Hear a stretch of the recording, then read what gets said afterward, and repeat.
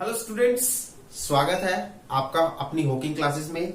मैं राजन आपको पढ़ाने जा रहा हूं 11th क्लास की अकाउंटिंग। और जैसे कि आपको पता है हमारे 6 लेक्चर पूरे हो चुके हैं और 6th लेक्चर के बाद हमारा लेक्चर नंबर आता है 7th। गाइस, मैंने अपने 6 लेक्चर्स तक, मैंने अपने 1st to 6th लेक्चर तक मैंने आपको एसेट की बारे में बताया है कि एसेट का मीनिंग क्या होता है, एसेट की डेफिनेशंस क्या होती हैं, किन किन चीजों को हम एसेट कहते हैं। मैंने आपको गुड्स के बारे में बताया कि गुड्स क्या होता है। मैंने आपको क्वालिटेटिव ट्रांजैक्शन के बारे में बताया।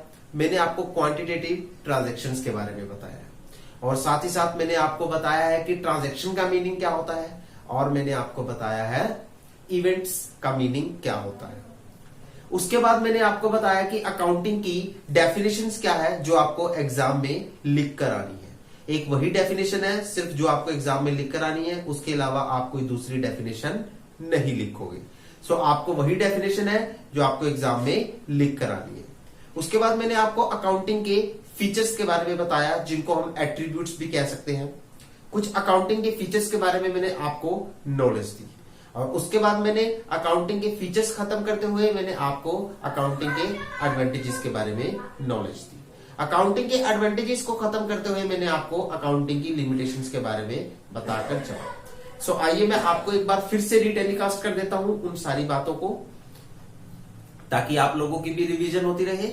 So first of all, what do you mean by asset? Asset क्या होती है?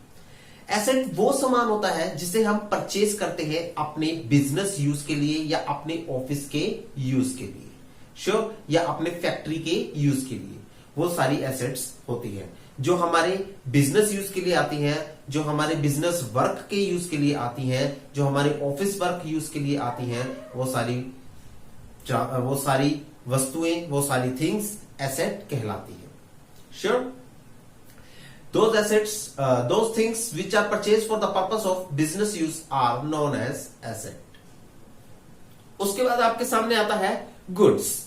गुड्स क्या होती है? गुड्स वो सारी वस्तुएं होती हैं जिन्हें हम परचेज करते हैं for the purpose of resale, जिन्हें हम परचेज करते हैं for the purpose of resale. So goods होती है वो सारी वस्तुएं जिन्हें हम परचेज करते हैं for the purpose of resale. उसके बाद आपके पास आती है ट्रांजैक्शन। ट्रांजैक्शन का मीनिंग क्या होता है? ट्रांजैक्शन का मीनिंग होता है लेन देन। बिजनेस जो भी लेन देन करता है वो सारी बातें ट्रांजैक्शन कहलाती हैं। बिजनेस की सारी एक्टिविटीज ट्रांजैक्शन कहलाती हैं। बिजनेस की जो भी एक्टिविटीज है, चाहे वो रूटीन वर्क में हो, चाहे वो कभी कभी होने वाली एक्टिविटीज हो, श्योर, वो सारी एक्टिविटीज को हम ट्रांजैक्शन कहते हैं। उन सारी एक्टिविटीज को हम लेन देन कहते हैं। इसी तरह ट्रांजैक्शन के बाद हमारे पास मीनिंग आता है इवेंट।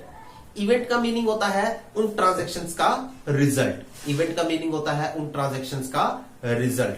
फॉर एग्जांपल, मैंने गुड्स को परचेज किया, ये मेरी एक ट्रांजैक्शन है। मैंने उन गुड्स को सेल किया, ये भी मेरी एक ट्रांजैक्शन है। बट आफ्टर सेलिंग मुझे क्या रिजल्ट अराइज हुआ? मुझे प्रॉफिट रिजल्ट अराइज हुआ। So that result is known as the event of the transaction, sure. So इन सब बातों के बारे में बताने के बाद मैंने आपको बताया था क्वालिटेटिव ट्रांजैक्शन। क्वालिटेटिव ट्रांजैक्शंस वो ट्रांजैक्शंस होती हैं जो बिजनेस की क्वालिटी को शो करके चलती हैं। Next is your quantitative transaction. Quantitative transactions वो ट्रांजैक्शंस होती हैं जो बिजनेस की क्वांटिटेटिव टर्म को शो करके चलती हैं। लाइक फॉर एग्जाम्पल, मेरा स्टाफ, मेरा मैनेजर काम करने में अच्छा है, उनके पास प्रोफेशनल डिग्रीज है, उनके पास प्रोफेशनल स्किल्स है, that is the quality of my business, sure. मेरे बिजनेस ने फर्स्ट रैंक अचीव किया, that is the quantitative transaction of my business.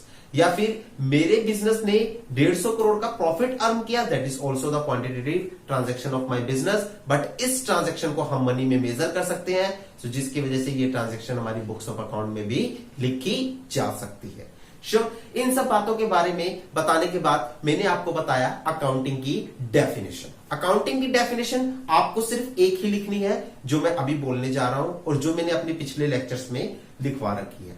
Accounting की डेफिनेशन क्या है? Accounting is N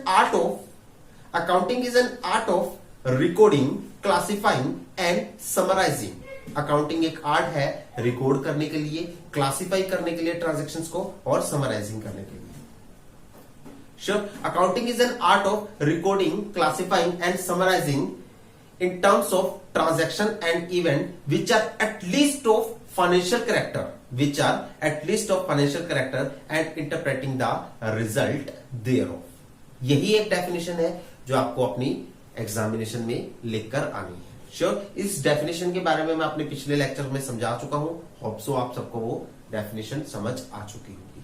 so guys, मैंने अपने जो पिछले लेक्चर में, जो मेरा लेक्चर नंबर 6 था, मैंने लेक्चर नंबर 6 में आपको लिमिटेशंस ऑफ अकाउंटिंग के बारे में बताकर चला था. लिमिटेशंस ऑफ अकाउंटिंग क्या होती है?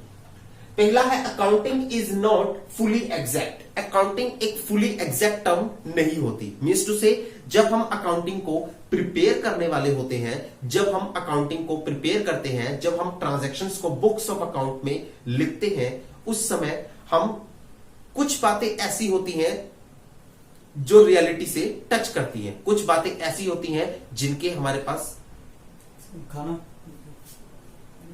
देख ले. तो कुछ बातें ऐसी होती हैं जो हमारे पास जिनके प्रॉपरली प्रूफ होते हैं, जिन बातों के हमारे पास प्रॉपरली एविडेंस होते हैं, जिन बातों के हमारे पास प्रॉपरली लीगल प्रूफ्स होते हैं. श्योर. और जो रियलिटी से मिलती हैं, जो रियलिटी में टच करती हैं. सो उन बातों को तो अकाउंट मेंशन करता ही है, उन ट्रांजैक्शंस को तो अकाउंट मेंशन करता ही है. लेकिन कुछ बातें ऐसी होती हैं जो रियलिटी से टच नहीं करती, जो एग्जिस्ट नहीं करती, जो सिर्फ एजम्पशन के बेस्ड पर होती है, जो एक अकाउंटेंट की एजम्पशन के बेस्ड पर होती है. सो अकाउंट्स में नॉर्मली उन बातों को तो लिखा जाता ही है जो रियलिटी से टच करती हैं, जो एग्जिस्ट करती हैं. उन बातों को तो लिखा जाता ही है जिनके हमारे पास प्रॉपर लीगल प्रूफ्स होते हैं, जिनके हमारे पास प्रॉपर एविडेंस होते हैं. लेकिन उन बातों को भी लिखा जाता है जो एक अकाउंटेंट की एजम्पशन पर बेस्ड होती हैं, या जो एक ऑर्गेनाइजेशन के मैनेजर की एजम्पशन पर बेस्ड होती हैं, या ऑर्गेनाइजेशन के ओनर की एजम्पशन पर बेस्ड होती हैं. सो इन शॉर्ट में ये कहना चाहूंगा, अकाउंट में उन बातों को भी रिकॉर्ड किया जाता है जो रियलिटी से टच करती हैं, जो एक एग्जिस्टेंस से टच करती हैं, जिनके हमारे पास प्रॉपर लीगल प्रूफ्स है, जिनके हमारे पास प्रॉपर एविडेंस है, और वो उन बातों को भी रिकॉर्ड करके चलती है जो एक एजम्पशन पर बेस्ड होती है. फॉर एग्जाम्पल, अगर मुझे अपनी मशीनरी की वैल्यू, आज की वैल्यू निकालनी है, तो मैं उसे एक एजम्पशन के बेस पर निकाल पाऊंगा. Sure.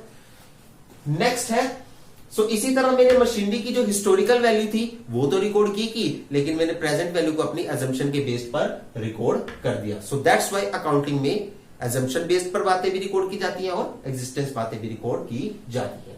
Next is accounting ignore the qualitative transaction. Accounting qualitative transactions को इग्नोर करके चलता है. अकाउंटिंग क्वालिटेटिव ट्रांजैक्शंस को इग्नोर करता है. यस, अकाउंटिंग सिर्फ उन्हीं ट्रांजैक्शंस को रिकॉर्ड करके चलता है, अकाउंटिंग उन्हीं ट्रांजैक्शंस को लिखकर चलता है जो ट्रांजैक्शंस मनी की फॉर्म में मेजर की जा सके. जैसे कि मैंने आपको प्रीवियसली एग्जांपल दिया कि मेरे मैनेजर्स को काम करने का काफी एक्सपीरियंस है, मेरे मैनेजर काम करने में अच्छे हैं, उनके पास एक प्रोफेशनल डिग्रीज है, उनके पास प्रोफेशनल स्किल्स है. That is the qualitative transaction of my business. But मेरे पास इन ट्रांजैक्शंस को रिकॉर्ड करने का अपनी बुक्स ऑफ अकाउंट में कोई भी रूल या रेगुलेशंस या कोई भी हक नहीं है. सो मैं इन ट्रांजैक्शंस को अपनी बुक्स ऑफ अकाउंट में रिकॉर्ड नहीं कर सकता. मैं सिर्फ उन्हीं ट्रांजैक्शंस को अपनी बुक्स ऑफ अकाउंट में रिकॉर्ड करूंगा जो ट्रांजैक्शंस क्वांटिटेटिव होंगी और मनी की फॉर्म में मेजर की जा सकेंगी. फॉर एग्जांपल, मेरे बिजनेस ने 150 करोड़ का प्रॉफिट अर्न किया, ये मेरी क्वांटिटेटिव ट्रांजैक्शन है और ये मनी की फॉर्म में मेजर की जा सकती है और ये मनी की फॉर्म में लिखी जा सकती है. तो इस ट्रांजैक्शन को मैं अपनी बुक्स ऑफ अकाउंट में रिकॉर्ड कर सकता हूं. So that's why accounting ignore the qualitative transaction. In short, I am saying you that accounting only record the quantitative transaction. यहां मैं लिख सकता हूं, accounting only record the quantitative transaction.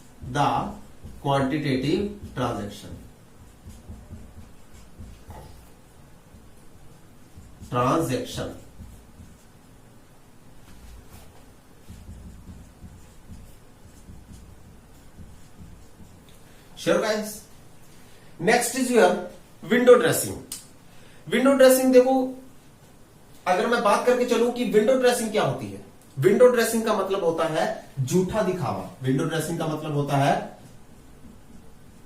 झूठा दिखावा। गाइस, हम लोग काफी जगह पर हम देखते हैं कि अकाउंटेंट्स अपनी बुक्स ऑफ अकाउंट को लेकर, अपनी ट्रांजैक्शंस को लेकर झूठा दिखावा करते हैं। यस, लेकिन ऐसा करना सही नहीं है, ऐसा करना सही नहीं है। इससे एक बार तो हमारे बिजनेस की वैल्यू इंक्रीज हो जाती है, लेकिन दूसरी ही बार में हमारी बिजनेस की वैल्यू है वो डिक्रीज होने लग जाती है। सो अकाउंटेंट नॉर्मली क्या करते हैं, अपनी बुक्स ऑफ अकाउंट में उन ट्रांजैक्शंस को रिकॉर्ड करते हैं जो ट्रांजैक्शंस रियलिटी से एग्जिस्ट नहीं करती। मींस टू से अकाउंटेंट समटाइम उन ट्रांजैक्शंस को लिख देते हैं जो रियलिटी से एग्जिस्ट नहीं करती, बट बिजनेस की रेपुटेशंस को, बिजनेस की जो वैल्यू है, उसकी रेपुटेशन वैल्यू है, उसकी गुडविल वैल्यू है, उसे इंक्रीज करके चलती है। श्योर। सो उन बातों को अकाउंट्स में रिकॉर्ड कर दिया जाता है, जिसकी वजह से अकाउंटिंग में विंडो ड्रेसिंग यानी कि झूठा दिखावा भी शो होने लग जाता है। Next is your cost process. Accounting एक कॉस्ट प्रोसेस है। यस, अकाउंटिंग एक कॉस्ट प्रोसेस है। अकाउंटिंग को बनाने के लिए, बुक्स ऑफ अकाउंट को मेंटेन करने के लिए सबसे पहले हम अपनी बुक्स ऑफ अकाउंट को परचेज करते हैं, जिसकी वजह से हमारे कुछ एक्सपेंसेस क्रिएट होते हैं। एंड देन उन बुक्स ऑफ अकाउंट में अपनी ट्रांजैक्शंस को रिकॉर्ड करने के लिए हम एक अकाउंटेंट को हायर करते हैं और उसे मंथली या उसे क्वार्टरली जो भी है उसे प्रॉपरली वेजेस देकर, प्रॉपरली सैलरी देकर चलते हैं, जिसकी वजह से अकाउंटिंग को बनाना कोई इजीली बात नहीं है। अकाउंटिंग को बनाने के लिए हमारी कुछ बहुत लागत, कुछ बहुत कॉस्ट लगती है, जिसकी वजह से अकाउंटिंग एक कॉस्ट प्रोसेस है। Next is your accounting involves the time consuming process. Accounting में टाइम कंज्यूम लगता है। यस, एक ईयर की अकाउंटिंग को मेंटेन करने के लिए हमें काफी टाइम कंज्यूम लगता है। जैसे कि जब हम एक प्रॉपर अकाउंटिंग बनाने लगते हैं तो प्रॉपर अकाउंटिंग में हमारे पास बहुत सारे अकाउंट्स मेंटेन होते हैं, जिनको बनाने के लिए हमें काफी समय लग जाता है, जिनको एक अकाउंटेंट को बनाने के लिए काफी समय लग जाता है। ट्रांजैक्शंस को बुक्स ऑफ अकाउंट में रिकॉर्ड करने के लिए अकाउंटेंट को काफी समय लग जाता है। ऑर्गेनाइजेशन को काफी समय तक इंतजार करना पड़ता है अपने नेट प्रॉफिट्स को फाइंड आउट करने के लिए। So that's why accounting involves the time consuming process. So guys, जैसा कि आपकी बुक्स में नेक्स्ट आपके पास आता है, इस समय मेरे पास एक बुक है, उसमें कुछ टॉपिक्स लिखे हुए हैं। नेक्स्ट टॉपिक आपके पास आता है role of accounting in business. Role of accounting in business. Yes, ये बहुत इंटरेस्टिंग टॉपिक है, ये बहुत ही ज्यादा इंटरेस्टिंग टॉपिक है, role of accounting in a business. देखो, आपके पास यहां मैं रोल करवाना चाहूंगा। सो गाइस, नेक्स्ट हमारे पास टॉपिक आता है role of accounting in a business. Role of accounting in a business, in a business.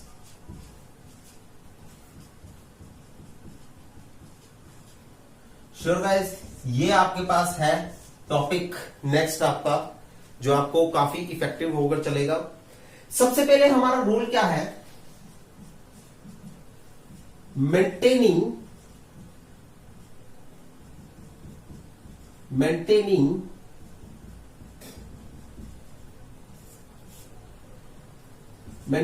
A systematic accounting,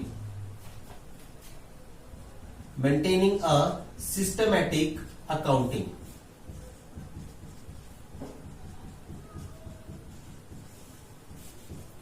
So maintaining a systematic accounting. Sure. Maintaining a systematic accounting का meaning क्या होता है guys? जैसा कि आपको पता है अकाउंटिंग में कुछ रूल्स एंड रेगुलेशंस को फॉलो किया जाता है, अकाउंटिंग में कोई ना कोई स्ट्रेटेजी को फॉलो किया जाता है, अकाउंटिंग में कुछ गोल्डन रूल्स हैं जिनको फॉलो करके हम अकाउंटिंग बनाते हैं, अपनी बुक्स ऑफ अकाउंट को मेंटेन करते हैं, अपनी ट्रांजैक्शंस को अपनी बुक्स ऑफ अकाउंट में रिकॉर्ड करके चलते हैं। श्योर, उन कुछ बातों को फॉलो किया जाता है जिसके थ्रू हम अपनी ट्रांजैक्शंस को बुक्स ऑफ अकाउंट में रिकॉर्ड करके चलते हैं। सो अकाउंटिंग में, इन अकाउंटिंग हम यहां लिख सकते हैं, in accounting transactions are record according to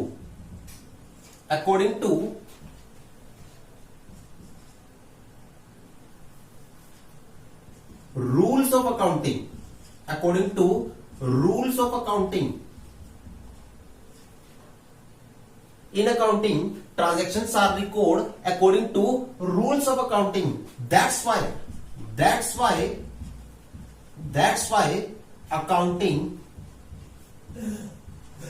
accounting record its transaction in a systematic way,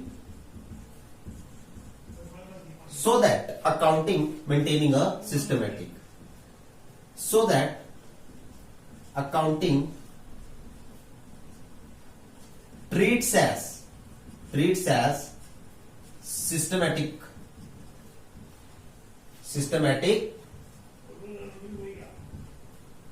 accounting. इसी वजह से हम अकाउंटिंग को सिस्टमैटिक अकाउंटिंग कहकर चलते हैं। देखो, in accounting transactions are record according to rules of accounting. Accounting में जो ट्रांजैक्शंस हैं अकाउंटिंग के रूल्स के अकॉर्डिंग रिकॉर्ड की जाती है। Sure guys? इसी वजह से अकाउंटिंग में जो ट्रांजैक्शंस हैं वो रिकॉर्ड की जाती हैं प्रॉपरली सिस्टमैटिक वे से, क्योंकि रूल का अपना एक सिस्टम होता है। रूल्स को फॉलो करने की वजह से अकाउंटिंग का एक सिस्टम क्रिएट हो जाता है। सो उस वजह से अकाउंटिंग में जो ट्रांजैक्शंस है वो प्रॉपर सिस्टमैटिक वे से रिकॉर्ड की जाती हैं, और जिस वजह से अकाउंटिंग एक सिस्टमैटिक अकाउंटिंग कहलाकर चलती है। दूसरा पॉइंट आप लोगों ने पढ़ा होगा, मैंने पीछे भी पढ़ाया था, एडवांटेजेस में assistance to the management.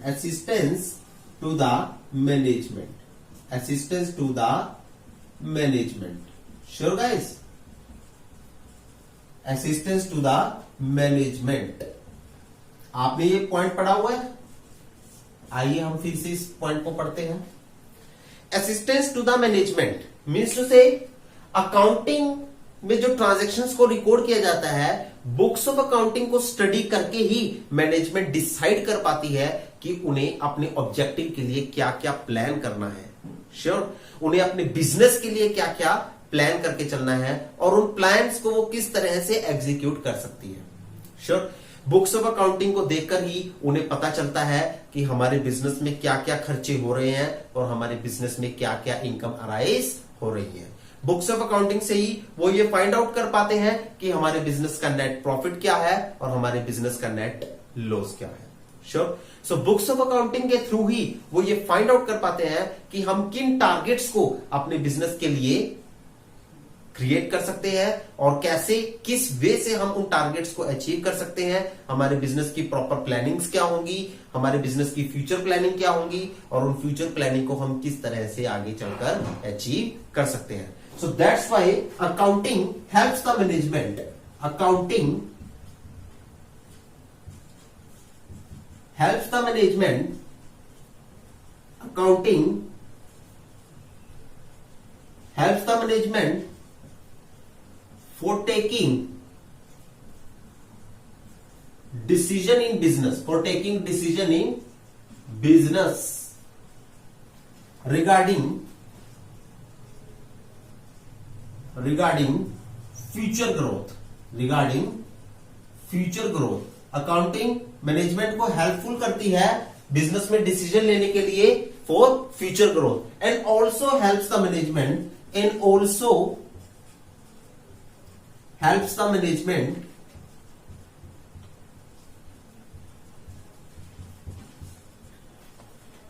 For future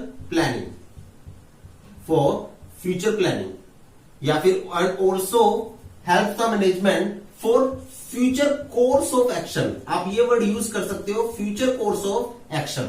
अब आप कॉमर्स के बच्चे हो गए हो तो थोड़ा सा कॉमर्स की लैंग्वेज को भी पढ़ना सीखो। सो मतलब that means to say and also helps the management for future course of action. Means to say accounting help करती है मैनेजमेंट को डिसीजन टेकिंग प्रोसेस के लिए, बिजनेस में क्या डिसीजन टेकिंग लेनी चाहिए, बिजनेस के क्या डिसीजन होने चाहिए जिसकी वजह से बिजनेस फ्यूचर में चलकर ग्रो करे। सो क्या क्या ऐसे डिसीजन होने चाहिए जो बिजनेस की ग्रोथ के लिए जरूरी होंगे, उसमें भी मैनेजमेंट को हेल्प करके चलती है, और मैनेजमेंट को हेल्प करके चलती है for the future course of action. Future में हमें क्या क्या प्लानिंग करनी है उसके लिए भी वो मैनेजमेंट को हेल्प करके चलती है। फ्यूचर कोर्स ऑफ एक्शन का मीनिंग हमारे पास आता है, future course of action means to say future planning. Sure guys? So इसी तरह से वो मैनेजमेंट को असिस्ट करके चलती है। Next is your facilitating comparative study. Facilitative comparative study, ये वाला पॉइंट बहुत ही ज्यादा नया पॉइंट है आप लोगों के लिए। आप लोगों को अभी एक बात पता चलेगी जिससे आपको अकाउंटिंग का मेन यूज पता चलेगा कि बिजनेस क्यों अकाउंटिंग मेंटेन करता है, सबसे बड़ा अकाउंटिंग का रोल क्या होता है, ये सबसे बड़ा रोल है। फैसिलिटेटिव कंपैरेटिव स्टडी, जैसे कि फॉर एग्जांपल बिजनेस ने, for example this year is your 2020, sure मेरे बिजनेस ने 2018 में कुछ अकाउंटिंग मेंटेन की, 2018 से लेकर 2019 तक की कुछ अकाउंट्स को मेंटेन किया, और मेरे बिजनेस ने 2019 से लेकर 2020 तक की भी कुछ अकाउंट्स को मेंटेन किया। अब जो 2018 से लेकर 2019 तक की जो अकाउंट्स मेंटेन हुए थे, अगर मैं उन अकाउंटिंग को कंपेयर करूं अपने 2019 से लेकर 2020 तक के अकाउंट्स में, फॉर एग्जांपल मेरे बिजनेस ने 2018 से लेकर 2019 का एक अकाउंट बनाया, श्योर AC1, और 2019 से लेकर 2020 तक का एक अकाउंट बनाया AC2। आपको पता है अकाउंटिंग का पीरियड मार्च से शुरू होता है और अप्रैल में एंड होता है, यानी कि 2018 की अप्रैल से शुरू होता है और मार्च में एंड होता है, यानी कि 2018 की अप्रैल से शुरू हुआ और 2019 की मार्च में एंड हो गया। इसी तरह से 2019 की अप्रैल में शुरू हुआ और मार्च में एंड हो गया। Sure guys? सो बिजनेस ने ये दो अकाउंट्स प्रिपेयर किए। अब इन दो अकाउंट्स को अगर वो आपस में कंपेयर करेगा तो कंपैरिजन से पता लग पाएगा कि पिछले साल क्या क्या खर्चे हुए और इस साल में क्या क्या खर्चे हुए और इस साल क्या क्या खर्चे हुए हैं। 2018-19 में क्या क्या एक्सपेंसेस हुए और 2019-20 में क्या क्या एक्सपेंस हो रहे हैं। श्योर? 2018-19 में क्या क्या इनकम अराइज हुई और 2019-20 में क्या क्या इनकम अराइज हो रही है। 2018-19 में हमारे कितने प्रॉफिट्स थे, 2019-20 में हमारे कितने प्रॉफिट्स हैं। 2018-19 में हमारे बिजनेस का एजेंडा क्या था, हमारे बिजनेस का पर्पस क्या था, हमारे बिजनेस का टारगेट क्या था, हमारा बिजनेस किन किन बातों को लेकर डील करता था, क्या क्या काम करता था, और 2019-20 में हमारा बिजनेस क्या करता है, क्या क्या काम करता है। सो इन सारी बातों को हम कंपेयर कर सकते हैं through the accounting. So that's why accounting help करता है। जहां मैं लिख सकता हूं,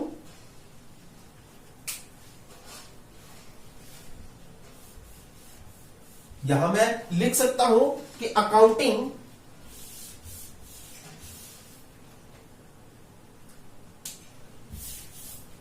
यहां लिख सकता हूं कि accounting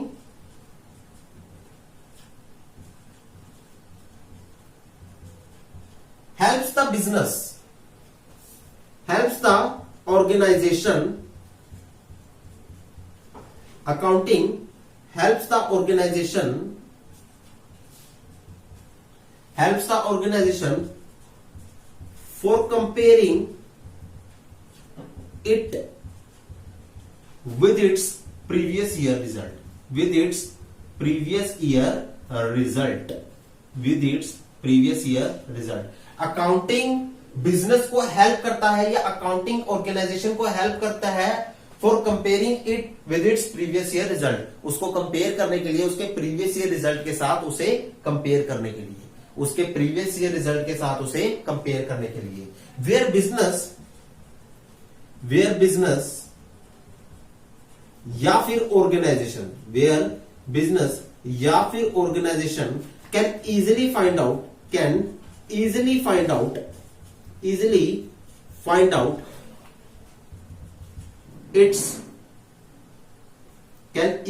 out its growth as compared to previous year, जहां बिजनेस अपनी ग्रोथ को इजीली फाइंड आउट कर लेता है अपने प्रीवियस ईयर के साथ कंपेयर करके। So that's why accounting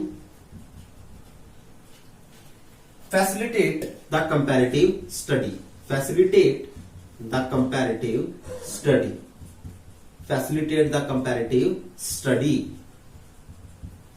Sure guys, accounting अपने बिजनेस को हेल्प करता है उसके प्रीवियस ईयर रिजल्ट के साथ कंपेयर करने के लिए।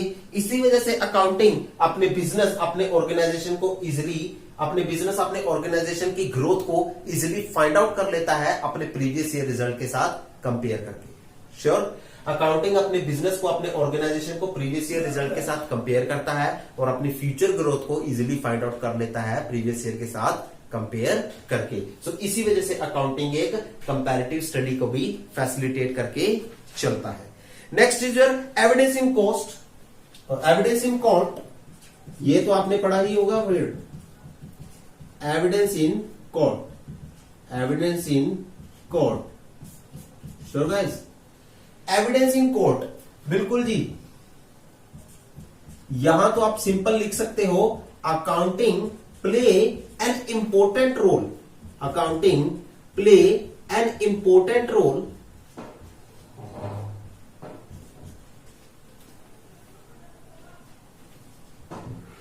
For declaring as evidence in court, evidence in court. तो अकाउंटिंग एक इंपॉर्टेंट रोल प्ले करता है कोर्ट में एविडेंस को डिक्लेयर करने के लिए। अकाउंटिंग एक इंपॉर्टेंट रोल प्ले करता है कोर्ट में एज ए एविडेंस डिक्लेयर होने के लिए। अकाउंटिंग एक इंपॉर्टेंट रोल प्ले करता है कोर्ट में एक एज ए एविडेंस डिक्लेयर होने के लिए। श्योर गाइस, नेक्स्ट आपके पास आता है फिफ्थ पॉइंट। देखो, अकाउंटिंग कोर्ट में एक इंपॉर्टेंट रोल प्ले करता है। जैसे कोर्ट को अगर सपोज करो बिजनेस पर कोई भी केस हो गया, श्योर, बिजनेस पर किसी भी बात का केस हो गया, सो अकाउंटिंग उस केस के रिगार्डिंग, समटाइम अकाउंटिंग कुछ केसेस के रिगार्डिंग कोर्ट में प्रॉपर एविडेंस का काम करके चलता है, कोर्ट में प्रॉपर एविडेंस का रोल प्ले करके चलता है। श्योर, जो बिजनेस के काम के बारे में बताकर चलता है, बिजनेस की रिलायबिलिटी के बारे में बताकर चलता है। श्योर, बिजनेस की एक्यूरेसी के बारे में, बिजनेस कितना ट्रुएलिटी में है उसके बारे में भी बताकर चलता है। अदर्स हैं proper accounting record,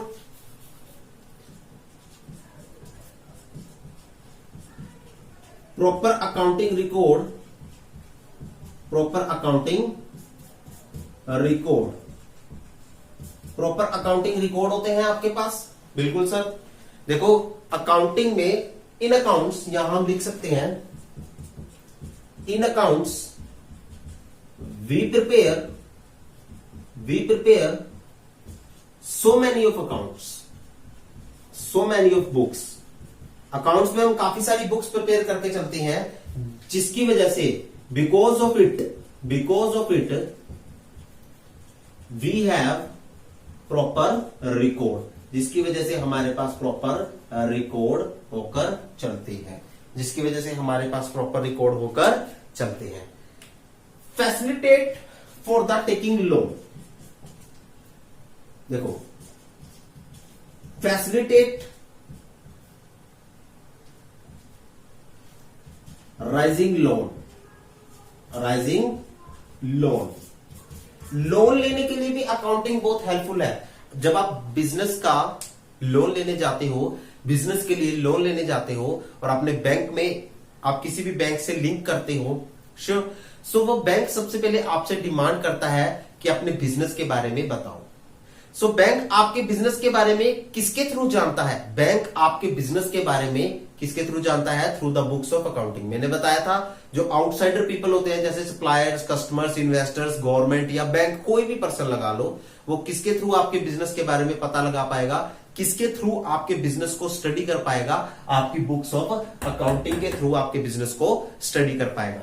so books of accounting के थ्रू वो आपके बिजनेस को स्टडी कर पाता है, वो देख पाता है कि बिजनेस किन किन बातों को लेकर डील करता है, बिजनेस क्या क्या काम करता है, बिजनेस का प्रॉपर वर्क क्या है, उन सारी बातों को जान पाएगा और वो ये भी देख पाएगा कि बिजनेस को कितना प्रॉफिट अराइज हुआ, बिजनेस को कितना लॉस अराइज हुआ। इन सारी बातों को ध्यान में लेने के बाद वो बिजनेस को लोन प्रोवाइड करने के लिए डिसीजन लेता है। So accounting helps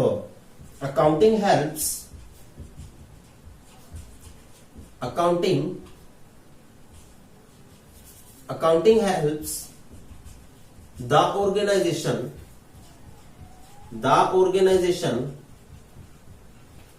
for taking loan from bank से लोन लेने के लिए या फिर फाइनेंशियल इंस्टीट्यूशन से लोन लेने के लिए,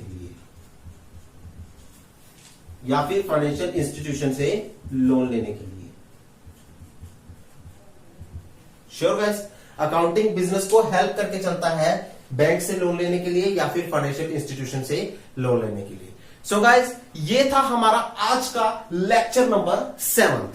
होप सो आप सब लोगों को ये लेक्चर पसंद आया होगा। आपको ये जो role of accounting in a business है ये समझ आ चुकी होंगी। समटाइम पेपर में इस क्वेश्चन को पूछा जा सकता है, 4 या 5 मार्क्स में इस क्वेश्चन को पूछ लेते हैं। सो गाइस, यही जो पॉइंट्स हैं ये आपके एडवांटेजेस में भी यूज हो सकते हैं और यही सारे पॉइंट आपके एडवांटेजेस में भी यूज हो सकते हैं और यही सारे पॉइंट आपके रोल ऑफ अकाउंटिंग में भी यूज हो सकते हैं।